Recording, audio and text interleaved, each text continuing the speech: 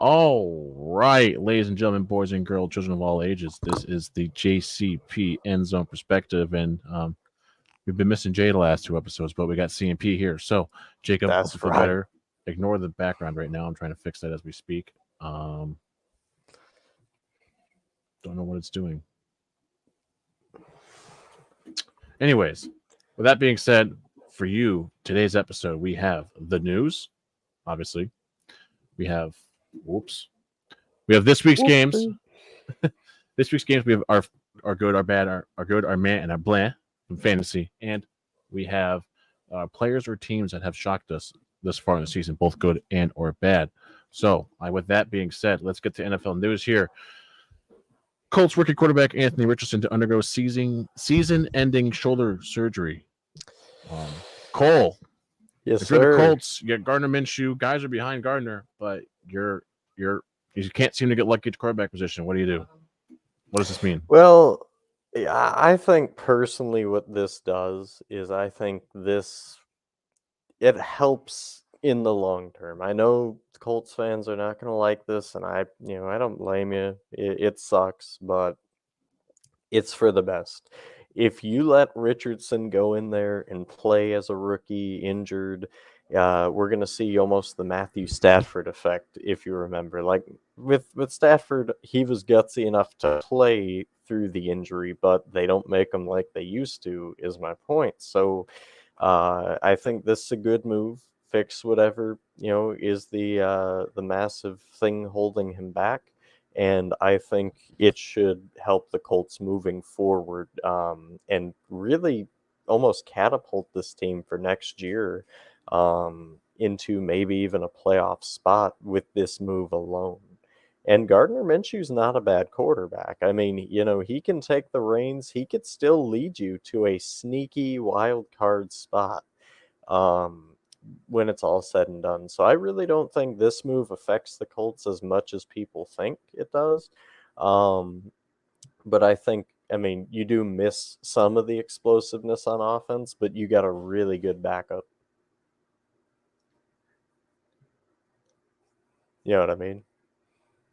Yeah, and like I said, like we said last week, actually, Minshew has the locker room support. He's got Zach Moss's support for sure. So, and like you said, you don't want a guy to go out there being hurt as a rookie. No. That's how you And end up. remember, That's how you ruin a career. yeah. Remember when Jacob, me and you were talking about this not too long ago? How at different points injuries affect a player. And I think this answers, that beginning point. And I don't think it's a really big deal for Richardson. As long as he comes out after this next year and absolutely does what he was doing this year, or if not better, um, I think this is, like I said, going to go down as one of the moves that people look back on and they're like, thank God we did this, because this has the potential, this team, to go on a Super Bowl run, maybe even win a Super Bowl or two. Yeah. Yeah, and like I said, this is probably. I mean, if they had better play calling in Indianapolis, I'd say Colts. I mean, not Colts, Niners 2.0 with how good this defense is and how there's the pieces there. You just need the right guys. Right. But all right, back on the news here though. John Gruden has been rumored to be in the works as the Steelers OC, replacing that joke of an offensive coordinator in Matt Canada. I think this would be a right move for Pittsburgh. Personally, you get a guy that knows to develop quarterbacks. Listen, Derek Carr's best years, John Gruden was the head coach. Yep. And John Gruden, like, let me say this. All right, I know people hear the name John Gruden now and they're all, oh, he made mistakes in his past. He had the emails, all this other stuff. Look, I get it. But listen, Bobby Petrino is still coaching at a college level at Texas A&M. If he can be forgiven for the shit he did, John Gruden should be forgiven and welcomed back with open arms, okay? Yeah. I mean, it's just that simple. Not to mention, Matt Canada, he's the biggest joke of an OC in the NFL today. I still don't know how he's there.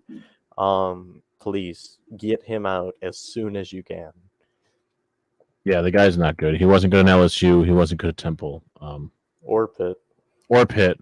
Yeah, not Temple. I meant Pitt. Yeah, he wasn't good then. So, if you're listening, do this. You were thinking of Matt Rule, by the way. That's what I was thinking. And he was good at Temple. Yes. Now with that, Panthers head coach Frank Reich to hand over the play calling duties to OC Thomas Brown. First of all, why the hell wasn't the OC calling it in the first place? If you've been calling the offenses in the last teams you've been on and they've been that bad, it's your fault and you deserve to get fired. Yep. Not your staff. See, and this is where we draw the question mark, right? Like, realistically, how long has this been going on? And what exactly was the reasoning? Did Frank Reich think he was that good? Did he think he connected and set up plays that benefited what he had in the team better? Or, like, I want to know the reasoning. He should have to answer a very hard-hitting question, which he won't, because, journalists today are pansies, but that's besides the point. But yeah, when he hands over the play calling, I think this should open up that Browns team and really help that offense flourish, because they have really good pieces. Just the O-line still scares me. Yeah, and the Panthers, and Bryce Young being the way he is, I mean, we might not be the biggest fans of his, but one thing we can't deny is how clutch he is when the time matters. Agreed. So that helps in the NFL, and his ability to extend a play and really not take a hit, I think, is what sets him apart from, I guess, the rest of the Bama quarterbacks. Tua usually gave himself up. I mean, Mac Jones didn't really have to. He could sit in the pocket all day. He had a great O-line.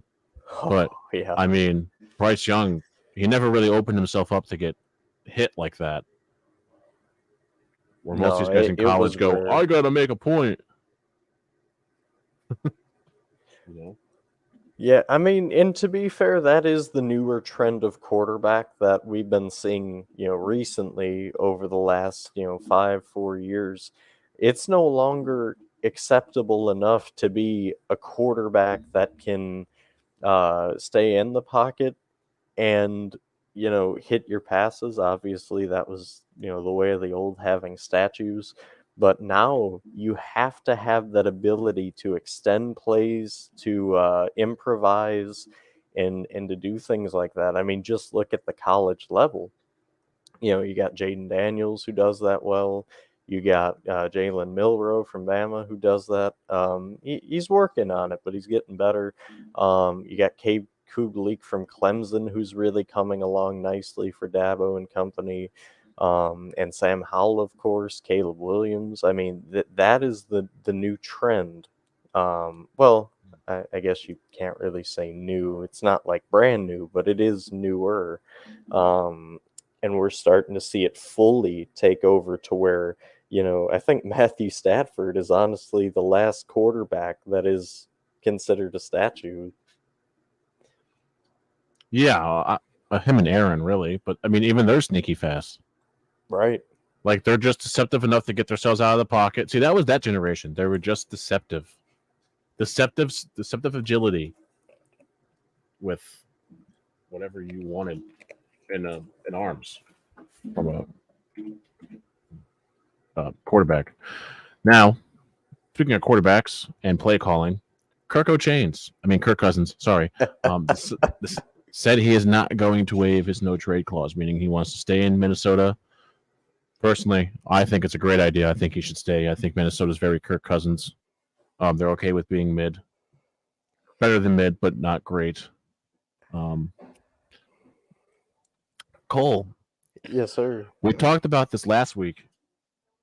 This doesn't really damage anything. I mean, if anything, this kind of shows is I know what we have here. And I mean, maybe this might be like a turning point for Kirk. Like, all right, I want to stay. I want you to, they have the team in place. How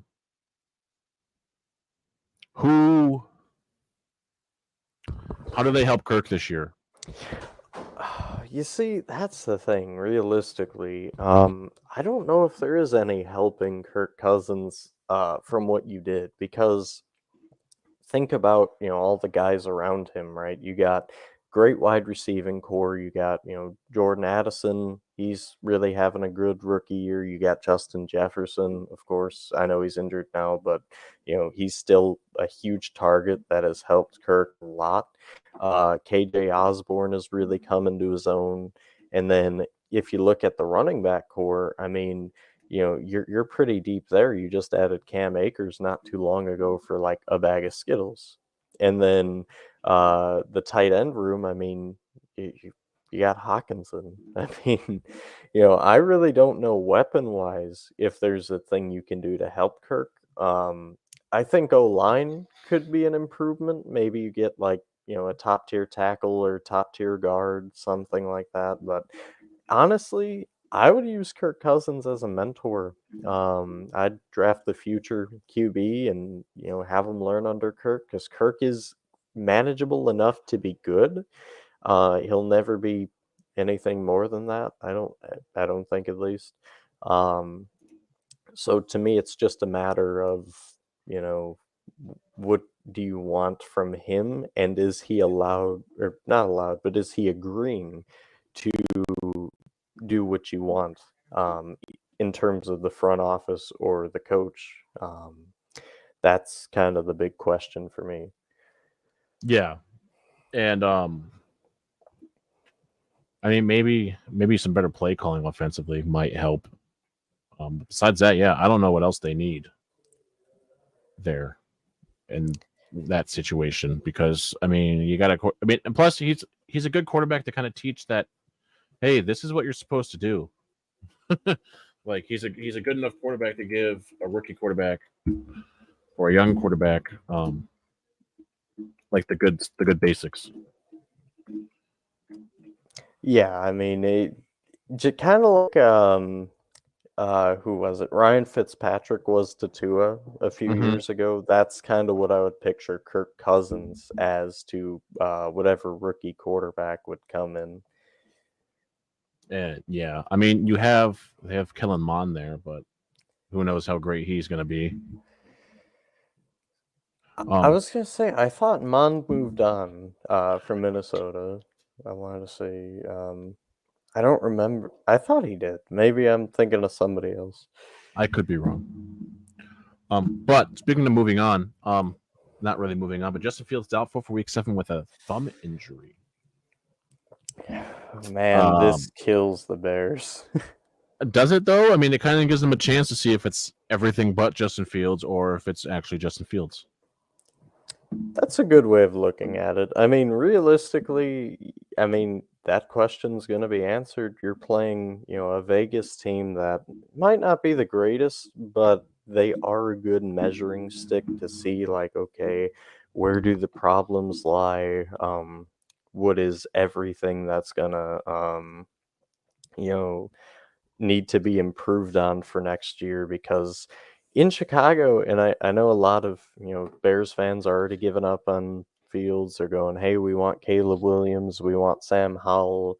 I actually had this conversation last night with someone that wanted to think about maybe moving on from Fields, and he goes, what would you do in the draft? Kind of just going on a little side thing here, I'll come back, it relates.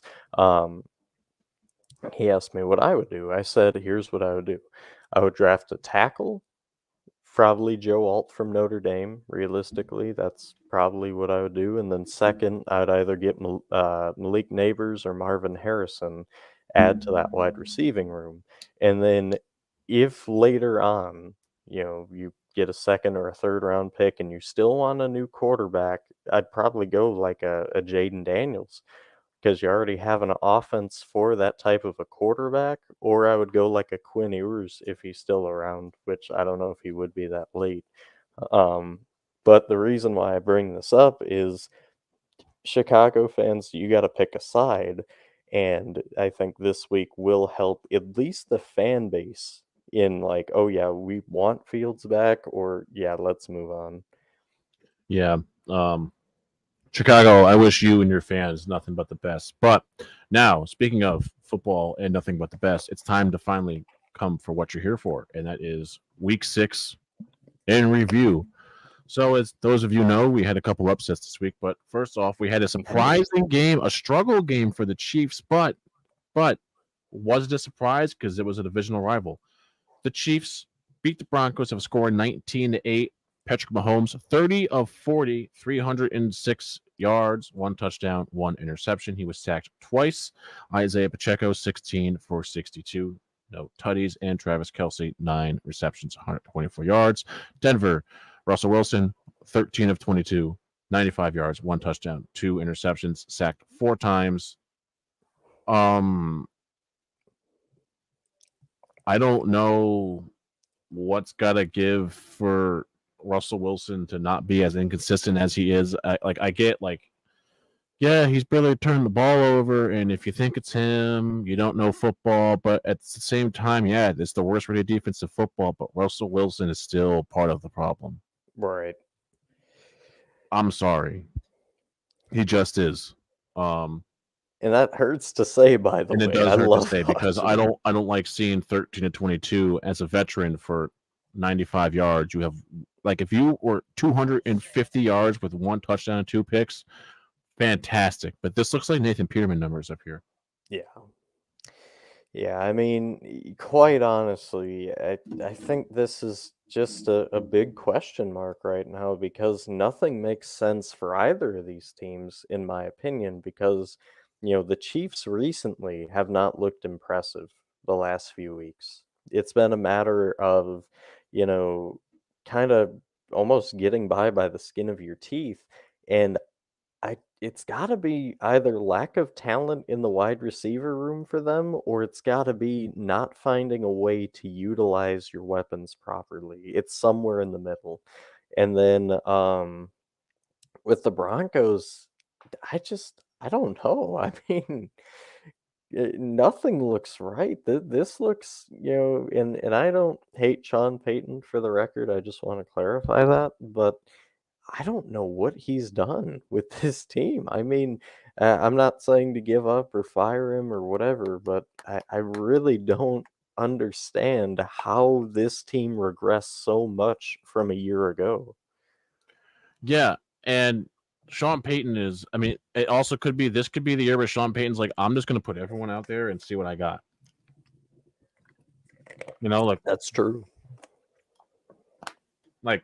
No, hold on. Seen it on film. Totally different thing than seeing it in person, right? True. And I don't know. It's just weird to me that Denver is still wildly underperforming for the roster they have. In a division that, if Russell was back, could be theirs. Exactly. Yeah. Because the only other good team in your division is the Chargers and the Chiefs. I'm not saying the Raiders are bad, but the offense is miles away from being able to win them a division. Exactly. Yeah. So, you have the defense, you have the young tools there. It just, where does it come together?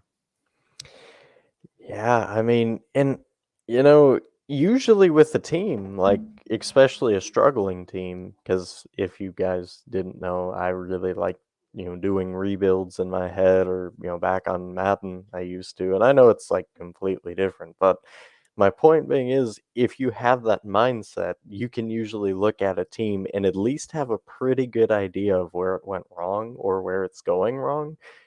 With the Broncos, I don't have any idea. I mean, is it Russell Wilson? Is it the defense, not communicating properly? Is it the coordinators? Is it the, offense not being able to get a push up front? Is it the wide receivers having a tough season? I mean, it literally could be anything, and I have not a clue. Yeah, it's quite confusing, especially knowing what Sean, and honestly, if I saw another thing too, it was, if this is Sean Payton without Drew Brees, I think we wildly undervalued how good Drew Brees was. That's a good point.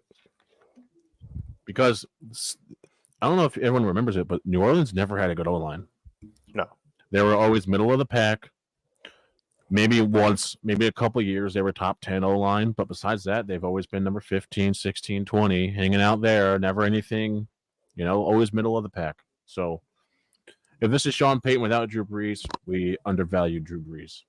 Now, moving on to a battle of, I guess you could say, a declining quarterback, rookie quarterback, and a guy trying to prove that he's still an MVP. The Ravens beat the Texans of a score 24-16 in a game that kind of had Derek. My star QB against your star running back. Let's figure it out. Ryan Right. Tannehill, 8-16, 76 yards, one pick. Malik Willis, 4 of 5, 74 yards. Derrick Henry, 12 rushes, 97 yards. Lamar Jackson, 21 of 30, 223 yards, one touchdown, one pick. He also had 13 carries for 62 yards. Zay Flowers, another 6-reception game. Mark Andrews, 4 receptions, 69 yards.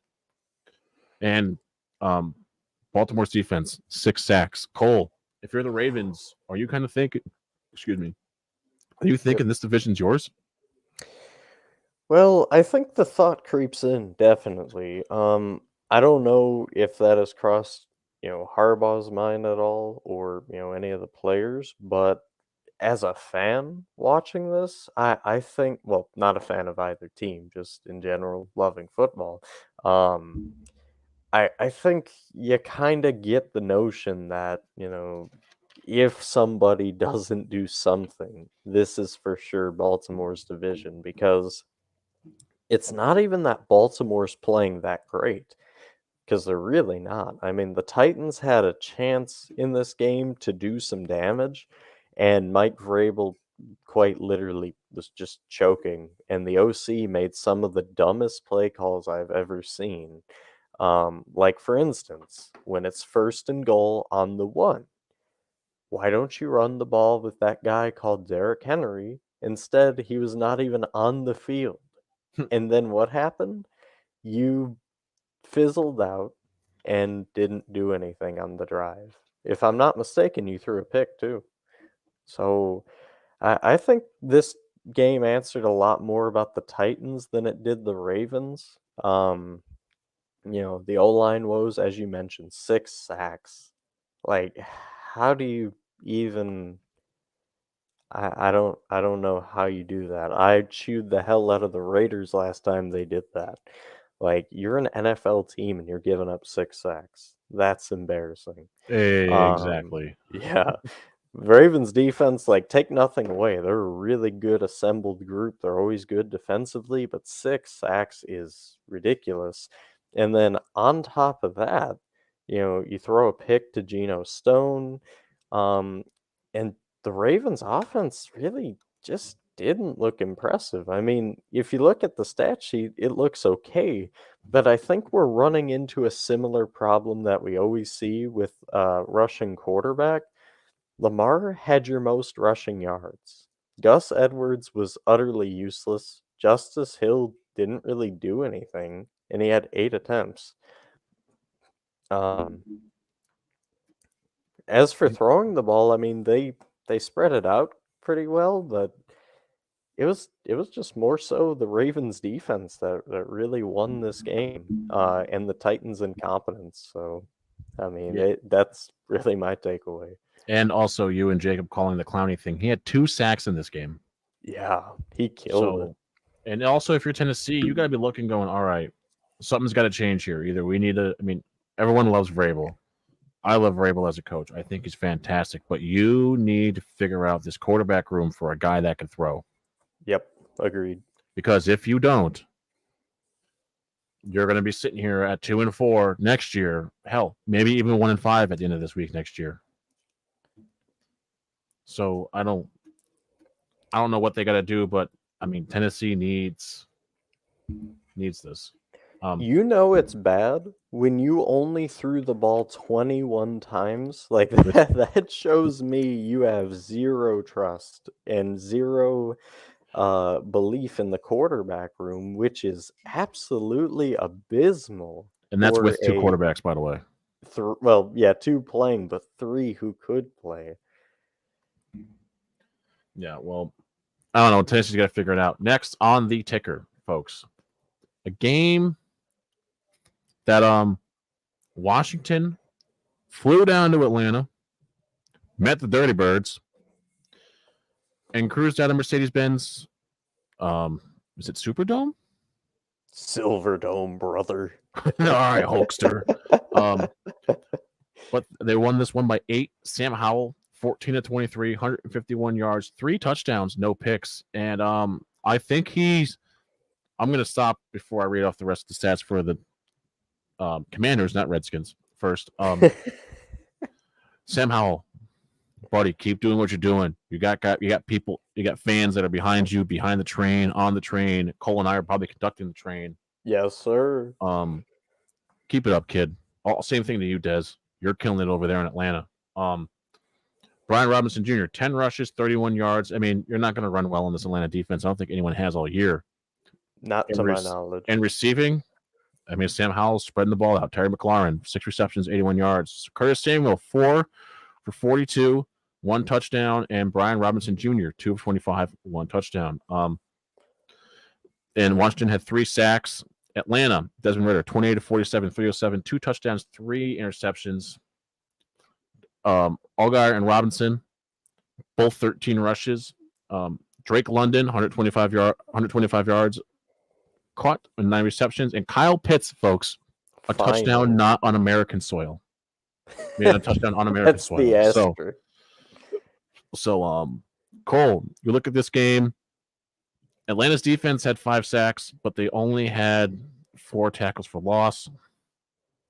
Outside of that, what are we seeing from this game here? Both teams now 3-3.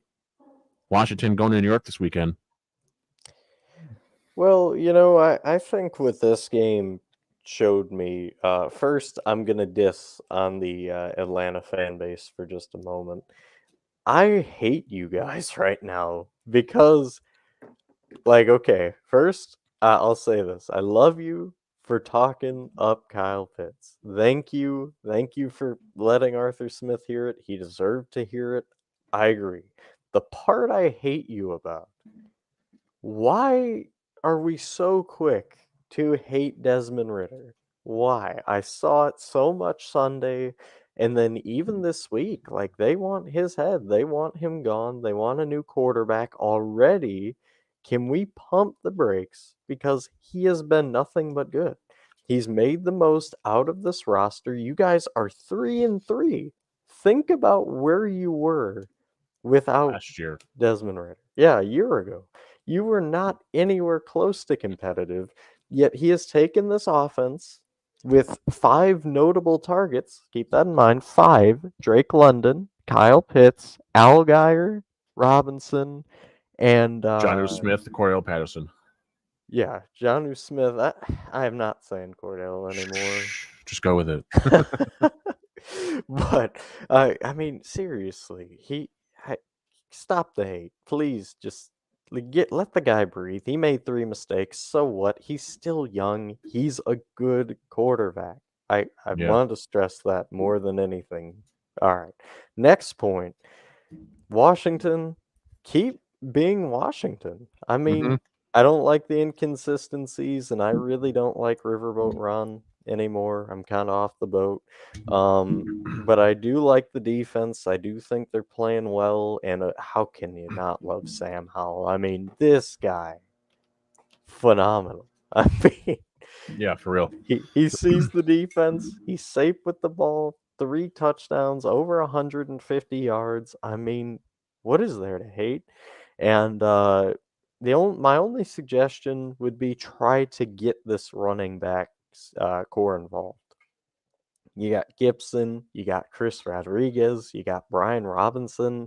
Maybe try and give them a few more carries. I'm not saying I hate it. I'm just, why not get that room? Because you got 3 capable backs who can all do damage, and you could really, as Alabama likes to put it, play murder ball with this team. I'm not saying go full murder ball. I'm just saying give it a little bit more of a shot. Yeah, and Commanders, just listen, stick with Sam, stick with what you got. This team is destined for they could be the wild card team this year for all we know in the division. So very true. Anything's possible with popsicles, right, Cole? Are we sponsored yet, by the way? No, I was just getting that out of the. I didn't say that I've been saying it all week, and you needed to hear it. So, next up, speaking of popsicles and cold, Minnesota beat the Bears 19-13. Kirk Cousins, Ugly. 21 of 31, 181 yards, 1 touchdown. Madison, 18 carries, 44 yards. Besides that, Tyson Baggin, however you say it. Bagent, Don't I ask don't me know. for pronunciation. Don't know. 10 of 14, 83 yards. Justin Fields, 6 of 10, 58 yards. Dante Foreman, 15 carries, 65 yards. DJ Moore, 5 receptions, 51 yards. There's a lot to unfold with this one. Minnesota, 5 sacks. Chicago, 2. Cole, if Fields is going to be out, we covered this earlier. Like we said, it's just kind of this is another thing to see. This might not be Fields, but it could be Fields. Yeah, I mean, to me, because I actually got the privilege of watching this shit show. I watched like the whole game for once because I don't get a lot of NFL games, but this one I watched, and I'm just gonna say this was the most abysmal game offensively. I mean, if you like defense and questionable reffing, this was your game. Um, uh, Defensively, Vikings, I mean, they played really well. They got 5 sacks, they got 2 interceptions, quite a lot of fumbles both sides. So that was just fun to laugh at. But this really showed what the Bears offense is going to be without Justin Fields if they don't get somebody who can do exactly what he can or do more than him. Like I said, Chicago, I really don't think you guys should be so quick to leave Fields, but if you do, make sure you get somebody who's better or at least of the same level of production. That or is my don't words of wisdom. or don't make Fields another Geno Smith, right? Yeah.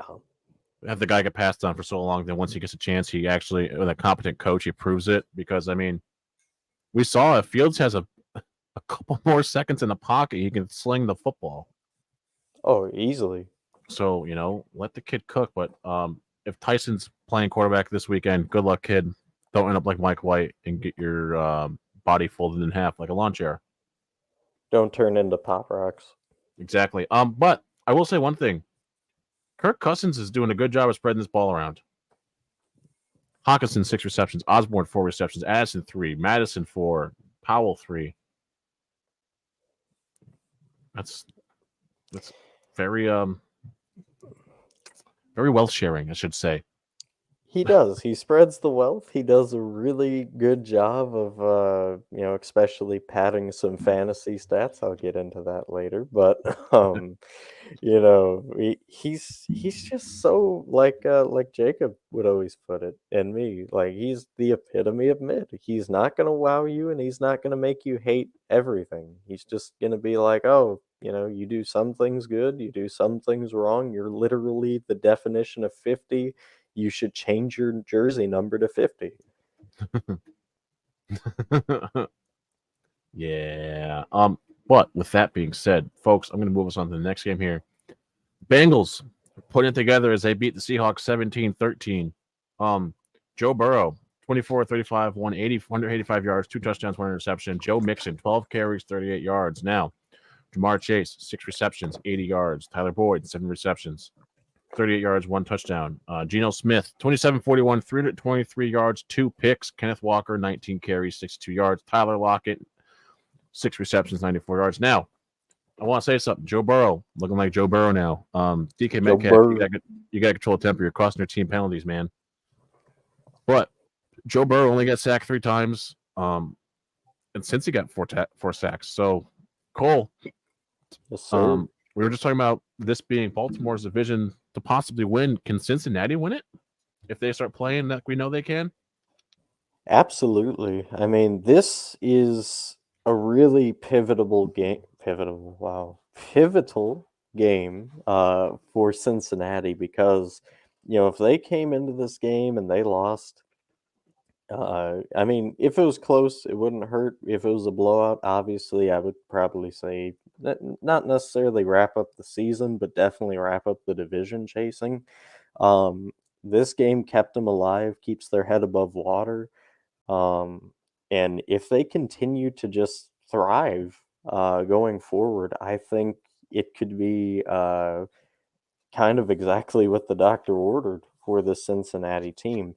Not to mention, off of this game, you go on to a bye week, so you're able to again, reassess, watch some film, keep in mind the things you did well and not, and then you go get ready to a road trip to take on the 49ers. So it doesn't get much easier from here, as you can see. Um, but I really like the way this team's playing. The only thing I don't like is Joe Mixon really being limited in terms of the run, only 38 yards. The O-line's got to do a better job of getting a push and really just living up to what they can be, because we've seen flashes of them being really good up front, and then we've also seen weeks to where they just do nothing. They're very inconsistent. As for Seattle, I don't know what to say. Anytime I praise you guys, you do this. Anytime I say you guys are bad and I count you out, you kill the next team. So can we figure out something? Can you all just choose to be good or bad? I mean, it would be cool. I'm just saying. We also I want to point out there was a play there in the second quarter where Joe Burrow had the rookie receiver from Princeton, Oh, Iosifas. how do you say it? Yeah. That's what I'm going to think. I think it's that. Joe's calf looked healthy on that play, and he looked more composed than he has all season. He looked more comfortable making that kind of like shuffling to the left, and then just Right. threw a missile in there. If this is what's coming, the league needs to be put back on notice because Joe Burrow's healthy. So y'all talked all that trash for 5 weeks. You're about to pay for it for 10. Next up on our list of games, though, is the shocker, the first loss for the Niners. Niners lose to the Browns 19-17 on a field goal attempt. Purdy, 12-27, 125 yards, 1 touchdown, 1 interception. Christian McCaffrey, 11 carries, 43 yards. Cleveland stats, PJ Walker, 18-34, 192 yards, 2 picks. But Jerome Ford, 17 carries, 84 yards. Amari Cooper, 4 receptions, 108 yards. Listen, Cleveland only had 3 sacks. San Fran had 3 sacks. This is probably the best defense you're going to face all year. If you're Shanahan and Purdy, you learn a lot from this game. What do you do to stop this from happening when you play another defense that's good? Well, I think this is kind of like like you're saying, learning experience, a learning loss. Um, I don't know, quite frankly, why they gave up on the run game with Christian McCaffrey so early. That was kind of what stirred me a little bit. Um, only 11 rushes for 43 yards. That didn't make a whole lot of sense to me. Um, and then on top of that, Brock Purdy, I know that Brock Purdy haters were loving this game. They're like, haha, I told you he's inconsistent. Trey Lance should have started, yada, yada, yada. Buddy, you're like, 6 weeks late on that. So, maybe move on already. I don't know. But yeah, I mean, everybody's capable of having a bad game, and I think that's what we got to witness here. Purdy just wasn't himself, and this take nothing away from Cleveland's defense; they're a really good defense. So I think if they just continue to stay consistent defensively, this team could be scary. This team could be one of them sneaky teams nobody gives a care about, and then boom, playoff time hits. They might get hot, make a little bit of a run. Look out for this Browns team. As for the Niners, though, like I said, it's just kind of one of these weeks where you kind of just bury it and you go, okay, let's not have another week like that. Let's go forward. Let's not give up on the run game so much, and let's really utilize our star players to the best of their potential. Yeah, and This is Cleveland's playing in a very wide open division right now, so we anything is possible in that division. So now next we have a game that caught everyone by surprise. The Panthers jumped out to an early 14-0 lead just to lose 42-21. Bryce Young, 23-38, 217 yards, 1 touchdown. Johnny Hecker, 1 for 1, 7 yards. Chuba Hubbard, 19 carries, 88 yards, 1 touchdown, and Adam Thielen, 11 receptions, 115 yards, 1 touchdown. Now on the Miami side, you got Tua, 21-31, 262 yards, 3 touchdowns, with Raheem Mostert, called it last week, 17 carries, 115 yards, 2 touchdowns, with Tyreek Hill, 6 receptions, 163 yards. Cole, Yes, it sir. looked good for Carolina there for a bit, and then it all fell apart come the second quarter. I think I'm going to use this phrase back to back for the first time in a little bit here. Learning game for Carolina.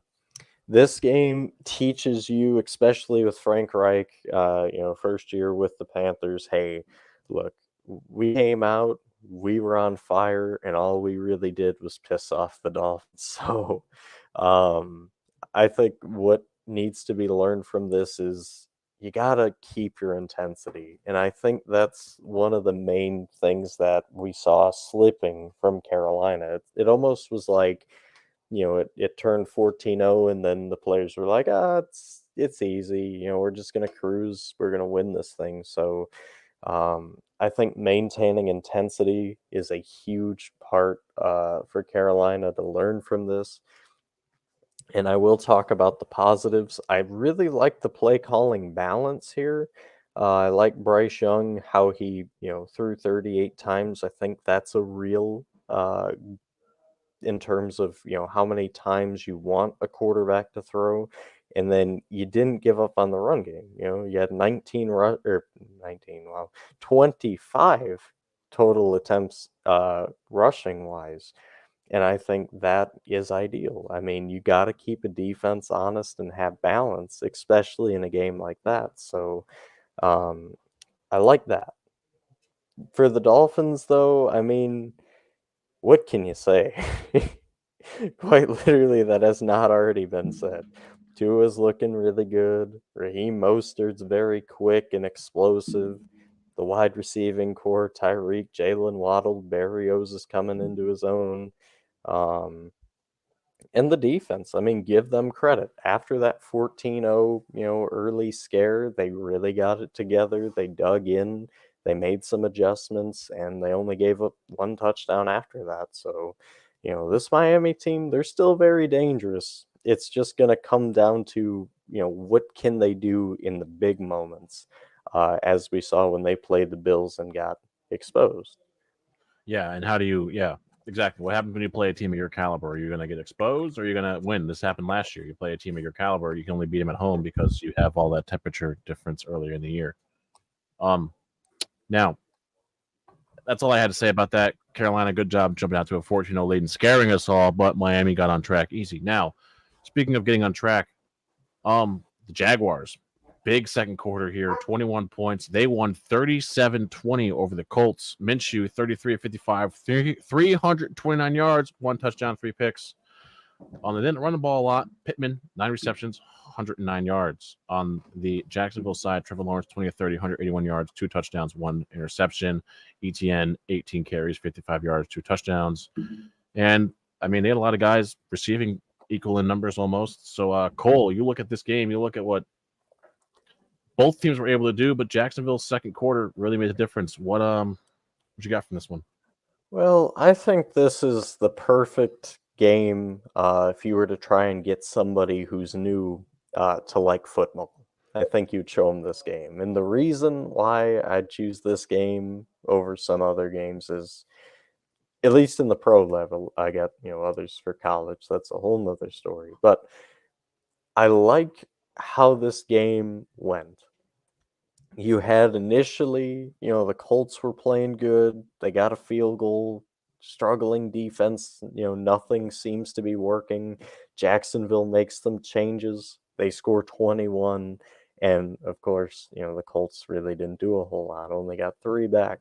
But then in that second half, The Colts, they got outscored, but it was 16-14. And one common theme with this Colts team this year has been heart. No matter what the score is, no matter who they're playing, they always have shown heart and fighting back into these games. I know it wasn't enough or even close to enough this time, but that is something I do like. Yeah, Now, and oh, good. I was gonna say yeah, and I mean they have a lot of 2021 Lion vibes. Yeah, no, I agree. Like, if you compare the season between the two, you could definitely see that.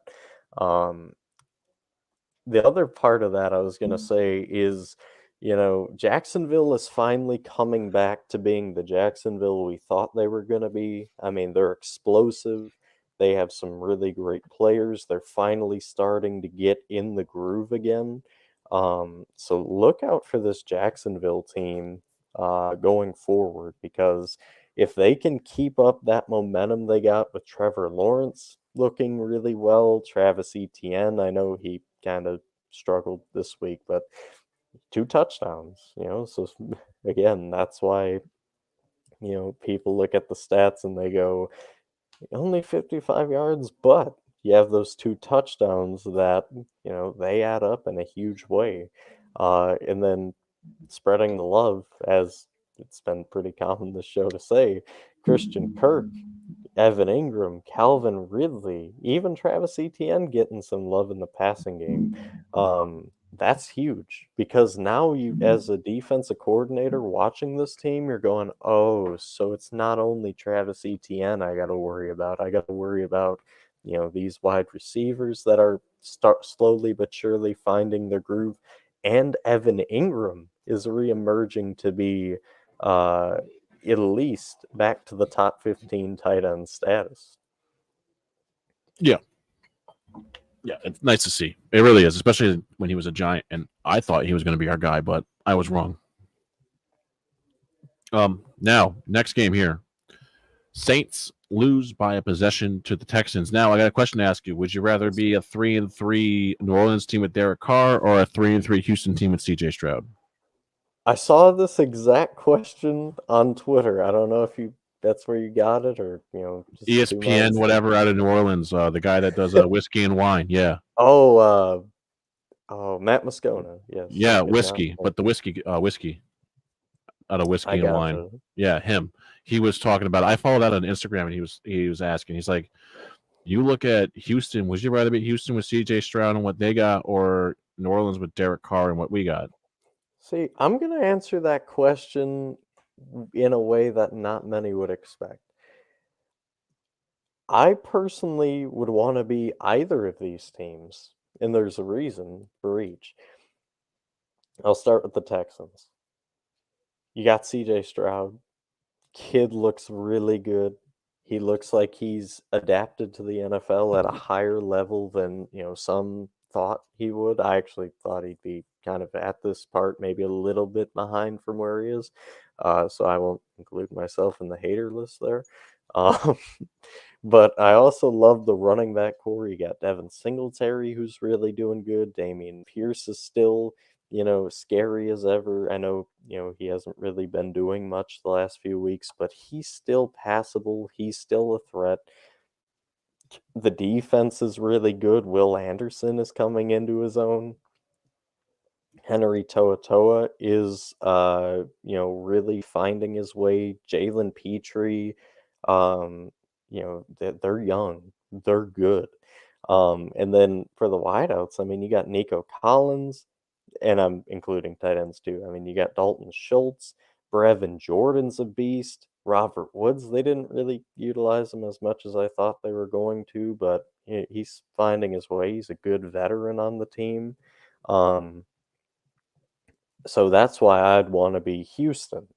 Now, as for the Saints, and this is where it gets a little shocky for some of you Saint fans, hear me out before you get the pitchforks.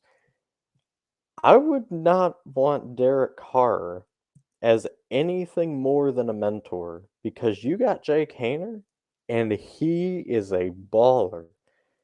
Now, I'm not going to say the QB play was the reason y'all lost. I get it. But I mean, Derek Carr, he did his thing, over 300 yards. I'm not blaming him, but going forward, give Jake Hayner the reins and let him see what he can do. Um, and then the rest of the core, I mean, Chris Olave is still an amazing player.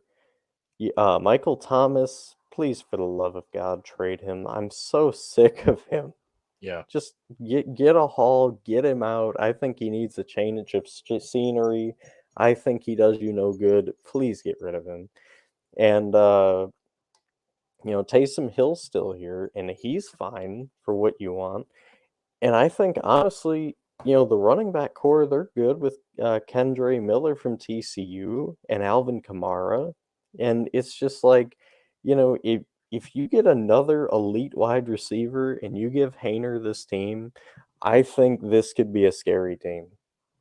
So those are my two reasons on why I would like to be either of these teams going forward. All right. So now, with that being said, outtakes from this game. I mean, Derek Carr had 353 yards passing. That's his most as a Saint. I don't. Devin Singletary had 12 carries for 58 yards. Damon Pierce 13 carries, 38 yards. Nico Collins 4 receptions, 80 yards. Olave 7 receptions, 96. I mean, right now both of your divisions are very easily winnable. Jacksonville can fall through, Houston can get hot, so on and so forth. And New Orleans, I mean, that's a very wide open division too. So for both of these teams right now, everything looks better than what it did a few weeks ago. Oh yeah. Stroud, keep developing. Carr, it will get better. It's just the offense, the line has to be better to me, in my opinion. But that's fair. That's just me. But with that being said, folks, Raiders beat the Patriots 21-17 as the free fall in New England continues to 1-5. Mac Jones 24-33, 200 yards, 1 interception. They only ran the ball 19 times. Jimmy G 14-20, 262 yards. Jacobs 25 carries, 77 yards. Michael Mayer 5 receptions, 75 yards. I don't know where to begin with this, Cole, so I'll let you start. Okay, so I'm going to start here with something that is not going to make sense if you are a box score watcher and if you don't really follow Vegas week by week. Vegas won. Yeah. I mean, it's so. I know we're 3-3, and I make it sound like we've never won a game this season, but like it really feels that way. It's so. This team is so random. I'm starting with Vegas, if you couldn't tell. Just yeah, I don't know what to think. We played, the we played the Packers a week ago, and we beat them close. We play the Patriots this week. We beat them close. Like, can we have just something to show me, like, this game realistically, we should have blown the Patriots out. This game should not have been close. It should have been over at the start of the third quarter. How is this close? I don't get it. Yeah, and then on top, go ahead. I was going to pick it back off of that. Go ahead. All right. 0 sacks. So again, I got to give props where it's due. Ever since I ranted on you, you had 3 sacks last week. You had 0 sacks this week. We're getting up. I know it was New England. Like I said, we should have killed them, but we only won by 4. And as for New England, ooh man, I don't. I really, this is another team. I don't know. I genuinely don't know where the killing part is of this team. I don't know where the great part is of this team. Uh, I mean, is it the defense? Is it Mac Jones? Is it the wide receivers not being, as good as they could be? Is Belichick losing it? I'm at a loss for words with how awful New England has been this year. I really am, and I'm not gonna be one of these people that blames Mac Jones for everything. I mean, the guy played a good game. 24 for 33, only 1 interception, and not over 200, exactly 200 yards. I mean, how can you hate that? I personally don't know. And then the run game, like I guess this would be kind of my question mark in terms of play calling. Like you have Ramondre Stevens, who's a really good back, and Ezekiel Elliott, who's I mean, declined from what he used to be, but he's still pretty passable. And you only gave them a combined 17 rushes. 17. I mean, I I don't I don't get why we're not, giving these guys some more time. I mean, even the lower teams that we mentioned before who don't run a lot, at least they're at like 13 per back. So again, play calling, consistency, balance. I'm not too sure what exactly it is, but I guess that's my take. I'm still lost. Yeah, I'm with you there in New England. I don't know what it is either, but it ain't pretty, and I don't think it's all Mac Jones. You give Malik Cunningham a try. Now next game up, Cardinals Rams. Rams win 26-9. Cardinals. Josh Dobbs 21-41, 235 yards, one pick, and I mean, they ran the ball 30 times, but nothing else really sticks out. Matthew Stafford 15-24, 226 yards, one touchdown. Kyron Williams 20 carries, 158 yards. Cooper Kupp 7 receptions, 148 yards. Cole, the Rams hanging around. So, my apologies, Rams fans, from earlier in the year. I said you wouldn't do very good, and you're doing pretty good. So let's get that out of the way. Um, Cardinals, they're just honestly they're a 1 week wonder. They beat the Cowboys, and then ever since that point, just a slow decline. I don't blame Dobbs for this at all. I mean, dude, you forced him to throw 41 times. 41. Yeah, I mean, that's not a successful or healthy relationship with your quarterback, especially with your wide receiving core. I mean, I like Marquise Brown as much as the next guy, don't get me wrong, and I like Rondell Moore. I mean, I think he can be really good, but aside from that, I mean, you really don't. I mean, Trey McBride's okay. Zach Ertz is, well, pretty much in the grandpa stage. Um, and this defense, I mean, I don't really hold any hate for them. I mean, they're on the field for quite a lot of the game, and when you're on the field for that long, you're gonna get tired. You're gonna give up explosive plays. Games, not gonna go your way. And Matthew Stafford's being Matthew Stafford. This wide receiving core really was kind of just Cooper Cup. I mean, Puka Nakua had a few. I mean, 4 for 26. Tutu Atwell had 1 for 30. And the defense, I mean, they showed up. They got an interception. So I really, I think this was kind of expected. I mean, just an all Rams game.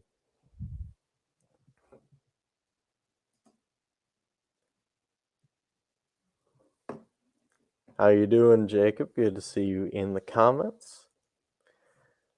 Who will take the #1 seed in the NFC? Will it be the Eagles or the Niners or the Lions? Um, man, that's a good question.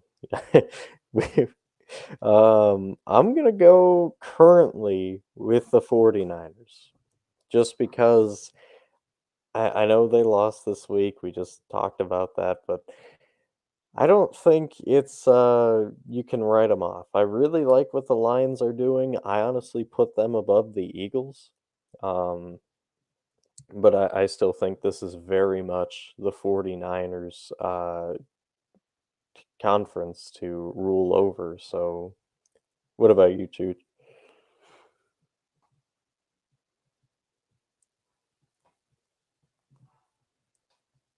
Oh, are we having technical difficulties here? Oh, I was muted. So what I was about to say Oh. was, the Niners, and I'm about to explain why.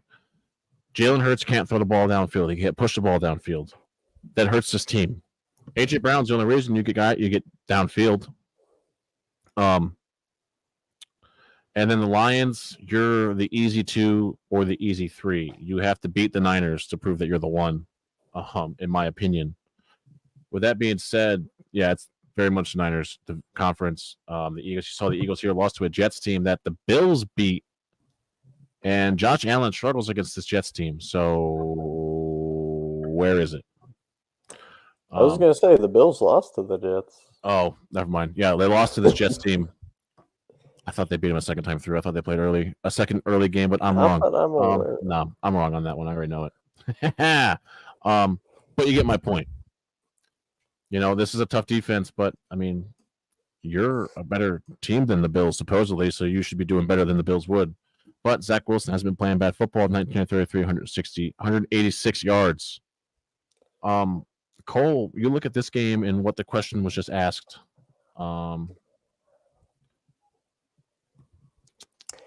Is Zach Wilson turning it around? And is Jalen Hurts all that? So I'm going to answer Pete's question here when he says Jared Goff is better than Jalen Hurts. I'm going to say this year, yes. But all in all, no. I don't think we can say that yet, because if Jared Goff continues to be consistent and does what he does going forward, I think we could make a case, but as of now, no, not all time. But this season, yes. Now to answer the game question here, Zach Wilson really seems to be hitting a better part of his stride. I'm not going to say he's fully there yet, because he still had quite a few misses, about 14 of them, and you can't do that as a pro quarterback. So he's got still ways to go, but he was good in big moments in this game, which was huge. And of course, having guys like Breece Hall, Garrett Wilson, really helps, that case. In this defense, they played pretty good. They got 2 sacks, which is, pretty good, especially on this Philadelphia O-line. And then 1 fumble as well. DeAndre Swift he must have been eating Butterfingers or something. He just let it go. So, I mean, this was the most shocking win of the night, I want to say. I mean, even more so than the Niners, just because, that one was, bang to the end, whatever, field goal happens every now and again. But this one, it's the Jets. I mean, how did you struggle and lose to the Jets? Beyond me. So that's my takeaway here from this game.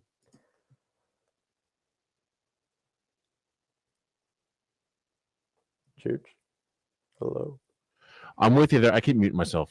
Sorry. I'm with you on that one. That's about what I think on it. So, I mean, you're right. Jalen Hurts can't be doing that big, but you're there in big moments. Zach Wilson's been playing good football, better football since they played the Chiefs. Now Lions beat the Bucks by 14 in Tampa. Jared Goff, 30 of 44, 353 yards, 2 touchdowns, and Amon-Ra St. Brown, 12 receptions, 124 yards, 1 touchdown. Baker Mayfield still doing big things, 19 of 37, 206 yards, 1 pick. Cole. Yep. Tampa hit a bit of a road bump here, but Detroit handling what they got to handle.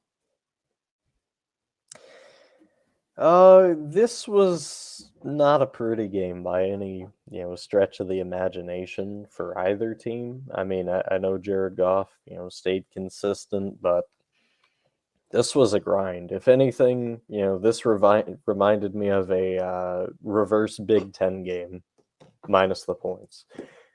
What I mean by this is, usually if you watch a Big Ten game, you see a lot of running. This game, you saw a lot of passing, but yet still the score was relatively what you would expect out of a Big Ten game. So props to, again, Jared Goff, and props to Baker Mayfield. I mean, he played, pretty good for the most part. I know he had, 1 interception, but the quarterbacks very much did well. I don't like, again, the common theme of the show rears its ugly head in terms of just running the football. I don't know why offensive coordinators are really afraid to run. And I'm not talking, trickery running either. I mean, Jared Goff had some scrambles. He had two. Khalif Raymond had, I think it was an end around, if I'm not mistaken, which again is just give the ball the back. That's the point of running. Montgomery only had 6 carries and Craig Reynolds only had 10. So, I think this for the whole league this week, I mean, just bring it in, league. Run the football. Don't be afraid to run the ball. I think that's gotta change. And that's pretty much it. I mean, both defenses realistically did what you want. I mean, Buccaneers, you don't want to give up 20. You want to, do as little as you can, but you can't blame the defense for this loss for sure. No, especially when your defense is as good as it is there in Tampa. Right. Now, next on the ticker is a game that surprised a lot of people, especially me. I expected the blowout here, but the Bills only beat the Giants by 5. Josh Allen is only as good as the teams he plays. Tyrod Taylor gave the Giants the best quarterback play since the second half of the Cardinals win. Saquon ran the ball 24 times. Cole, what happened? I was going to say, we're going to flip the script, actually. We're going you since you're a fan here. I want to hear your take about this madness. I don't know. I didn't really get a chance to watch the game, but from what I understand, the Bills just whoever Josh Allen plays, he's as good as. I don't know what happens with that, but listen, the Giants only lose this game by 5 in Buffalo on a Sunday night. Impressive. The O-line should be better in the next coming weeks, or maybe we'll with the signing of Pugh and the re-signing of, oh my God, someone we released. We just signed him off the Eagles practice squad. I can't remember his name right now, but I don't know. I really want to say that the Bills' offense is going to be better, but it's kind of hard to say it is when, even with a second string getting our best quarterback play, we only threw for 200 yards. So, yeah. But hey, James Cook, 14 carries, 71 yards. Stephon Diggs, 10 receptions, 100 yards. Not really much to be mad about here. Yeah. We only gave up 3 sacks, too, so. You nailed this one. I mean, this was a confusing game, like you're saying. Like, you look at it, you see the Giants struggling, and you're going, "Oh, this will be an easy one at home under the lights." And the offense for the Bills really just took the week off. They just go, "Okay, we'll put up 14. Defense bail us out." And thank God they were playing the Giants, because any other team they would have lost. So, sorry to rub that one in, but it's true. I mean, this offense is really stagnant for the Giants. And you're right. I mean, it's upsetting. But anyways, I want to move on in games because this one I'm actually excited to talk about here because I got a couple questions. All right. Cowboys win by 3 against the Chargers on Monday Night Football. Herbert, I'm going to say something here. If you don't have Justin Herbert in your top 5 for a quarterback, you're wrong. I'm just going to come out and say it. You're wrong. What I saw Monday night was a kid running for his life, throwing absolute missiles at his players because, that Cowboys secondary is ball hawking like crazy.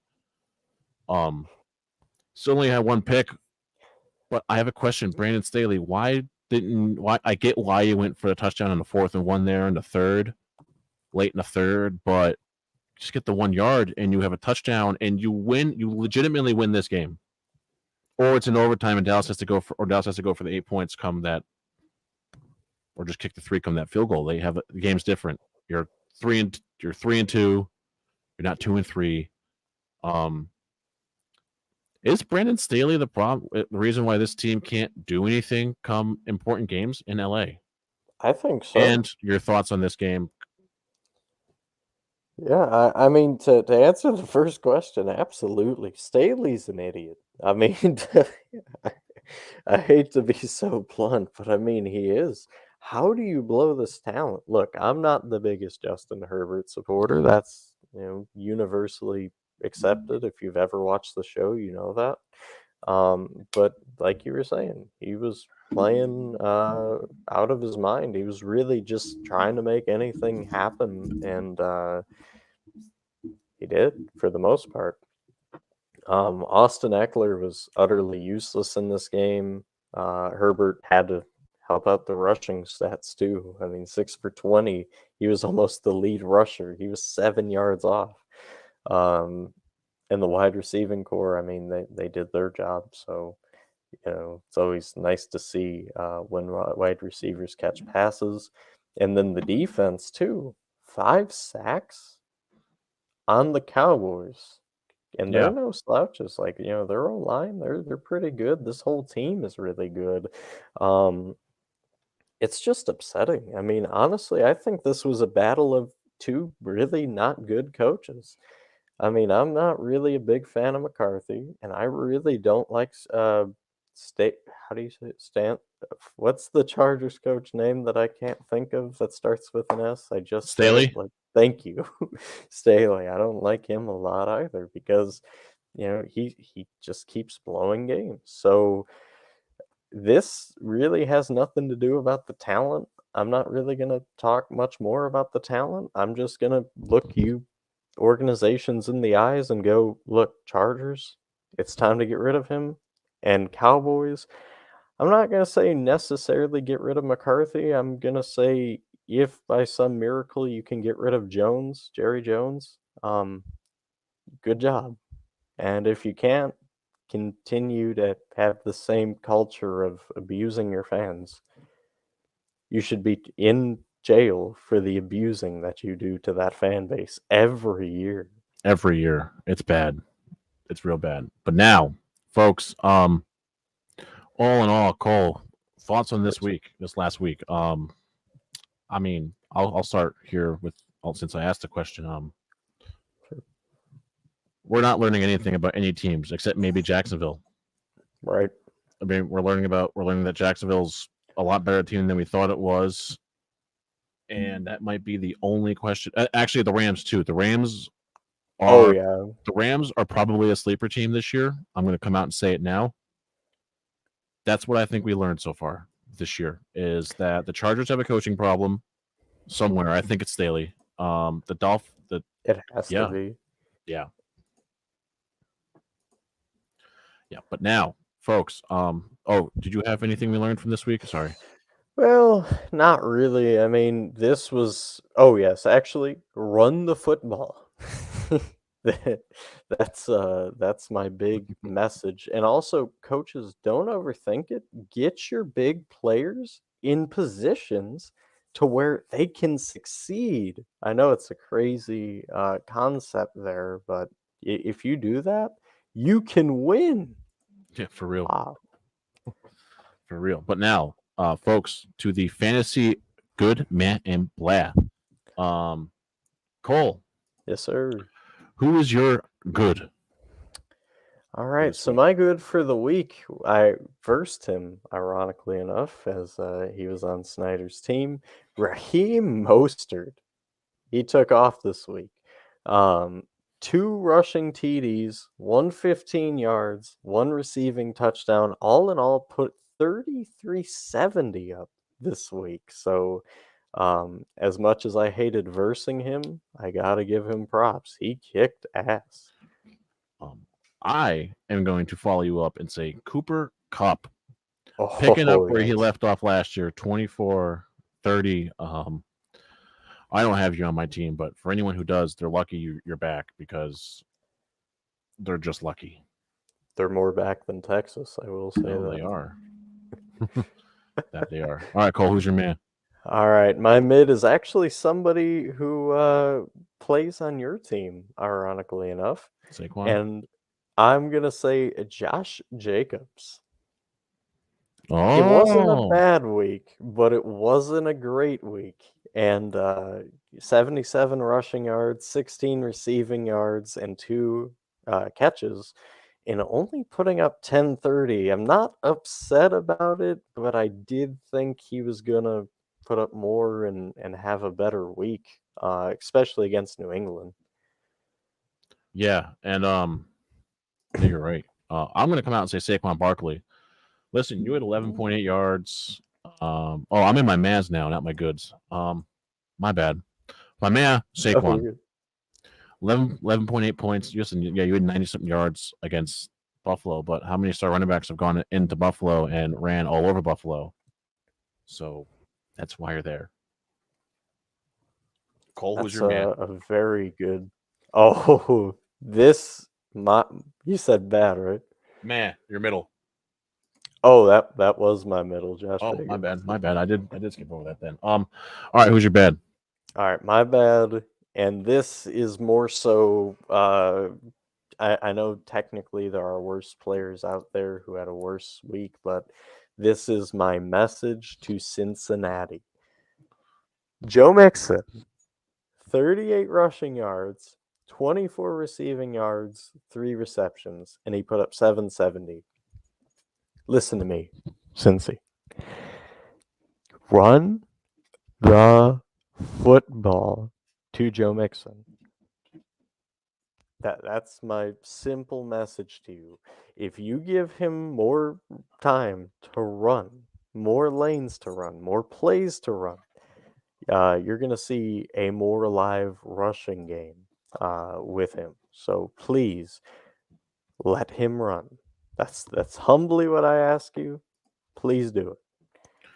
I'm gonna come out and say Mike Evans. Yeah, your team only scored 6 points, but you had 6.9 points in fantasy. So Whew. that's low for you. That's why you're literally in my bad. That's the only reason why is that's low for you in fantasy. Besides that, keep being Mike Evans, man. I'm not gonna stop you there. um, so off this fantasy season, what have you learned so far? We're 6 games in. We're about to be 6 games. We are 6 games in, Cole. 6 games in. What has fantasy taught us this year? Well, fantasy's Don't taught me trust anyone. this. Well, yeah, don't trust anybody, especially me.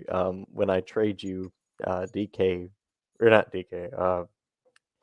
What's his name? The running back for the Ravens, that J.K. Dobbins. When I trade you J.K. Dobbins for Kyle Pitts, do not accept the trade, Jacob. um, Yanni. but also, it's taught me if you're versing Christian McCaffrey, just know that you lost the week because he will drop like a million points on you, and you're just gonna stand there watching it happen and feel hopeless. If there was a So, fantasy MVP trophy every year, it'd be Christian McCaffrey. 100%. I don't think it's a question. He's that good. But now, folks, on to the segment you're all waiting for. As you know, we have a little segment after fantasy that we usually rant in, but this one we're gonna have players and teams that have shocked us, good and bad. I will start here. Giants, bad shock. What happened after last year? I've said this plenty of times. It's like last year never happened. O line's awful. Um, Daniel Jones has looked nothing like last year. It's almost like last year never happened. Figure it out. It ain't Dayball's fault. So, Cole, what you All got? right. So I just want to get it out of the way because I know some of you might be asking this in the comments. Why don't you mention the Colts or the Rams for this one? I've already mentioned them all year, so I don't want to beat a dead horse and bring them up again. So I just want to say that outright so that way there's no questions. Um, my first one is a bad to start, and it's Russell Wilson. Bro, what happened? Where have you gone? Did you go to a vacation and forgot to like tell anybody? Is this your stunt double that you didn't tell anybody? Uh, it's been an unexcusable start. I mean, especially last week. Oh my goodness, 95 passing yards. When can we get the real Russell Wilson back? I'm asking. I think Sean Payton's asking. I think the whole league is asking. I miss you, man. Get back, please. Yeah, we need Danger Russ back. Yes. um, I have a player. Actually, I have a player that shocked me, and it's a good shock. Trevor Lawrence, I expected a slow start from you, but you just come out slinging that thing. So keep it up. That's really all I got for you is just keep it up. You're slinging it and you're doing your job well, and you and your boy there, Travis, are making that team good. All right, my next bad, I promise I do have a good, so bear with that. But my next bad is the Patriots.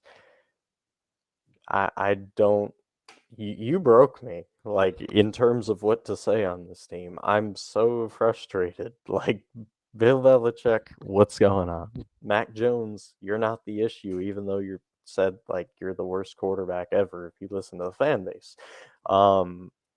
The wide receiving play, not great. The defense, I really don't blame you a whole lot. It's your fault you're out there like, oh, I don't know, 150 plays. The play calling. Why aren't we doing, things that make sense? Why aren't we calling higher percentage plays? Why are we leaving our players out to die? Like, what is the issue here, guys? Did you take a bet on the Patriots sucking this year? Like, that is legitimately the only thing I can think of. Yeah, for real. Yeah, what is the problem there? I have another good.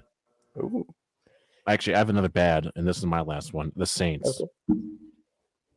I legitimately picked y'all to lose one game because your schedule's that easy. Was it one or two games because your schedule's that easy and you're a 3-loss team? Wow. Yeah. You had Derek Carr step up from Jameis, but the team still looks the same. That is definitely a coaching problem in New Orleans. That's all I'm going to say. Yeah, I mean, there's no question about that.